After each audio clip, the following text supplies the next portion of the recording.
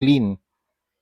Tapos dito sa head, you have the spikes. Ingat lang kayo dito, medyo sharp yung kanyang mga spikes or studs. Excuse me. Then you have the eyes, pwede niyang palitan yan. Tapos dito sa chest, you have the white trim. Then you have the blue section here sa chest. You have the studded na black belt. And dito sa may wrist niya, very nice Spider-Man logo. You have SFMN. Tapos dito rin sa may upper part ng kanyang vest, meron din mga studs. Ganda ng ginawa nila dito. Soft plastic na parang siyang denim. Meron mga wash. Ganda ng texture din. Parang denim texture. Ang daming textures na ginamit. So you have different texture here. Here sa suit, blue suit, red suit, and dito sa denim. Very nice. Gawa ng ZD Toys. Sobrang sulit nito mga ma'am sir. Then you have the blue suit, blue inner suit. Tapos ganda ng Converse style na shoes na ginawa nila dito.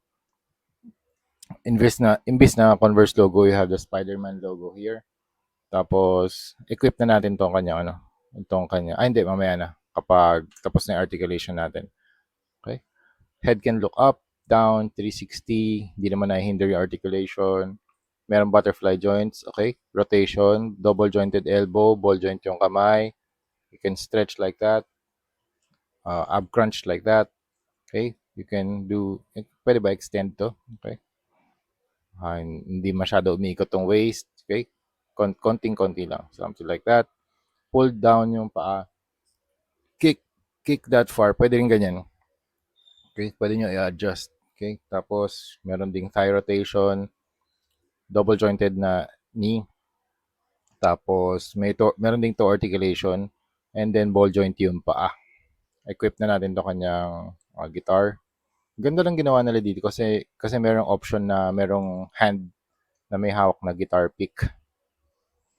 Alright, so there you go. If you want this action figure, punta lang kayo mga ma'am sir sa Laruanan. Again, thank you very much Laruanan for these very cool Spider-Punk action figure. Yan, ganito yung magiging action niya kapag nilalaro niya yung pinutugtog niya yung Spider-Man designed na guitar.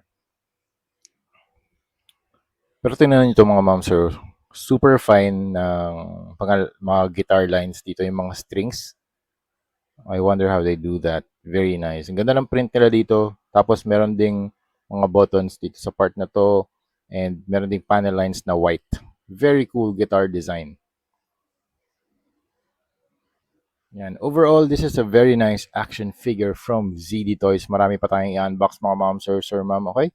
So yun lang mga ma'am sir, that's it. So thank you very much for watching.